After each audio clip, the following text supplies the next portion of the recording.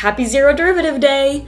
Sort of. It's the first day of winter here in the Northern Hemisphere, which means that the amount of daylight is at an absolute minimum. And at an absolute minimum, the derivative is zero, right? Not necessarily. This continuously confuses calculus students. Since we only take 365 measurements per year, the daily daylight is discrete data. But to be differentiable, you need to be continuous. So if we approximate the amount of daylight with a continuous function, that function has a derivative of zero today. But wait, there is a true absolute extreme that happens today. At 10:03 a.m. Eastern Standard Time, the North Pole reaches its maximum tilt away from the sun. Today is known as the winter solstice, where solstice comes from the words for sun and to stand still. As the angle moves from increasing to decreasing, the sun appears to stand still. A beautiful example of the intermediate value theorem. We call the whole day surrounding that event the winter solstice. Now, if you're like me, the longest night doesn't feel like a cause for celebration. But on the plus side, depending on where you live, tonight might be long enough to get 2 full nights of sleep. Or you could be like Kaya,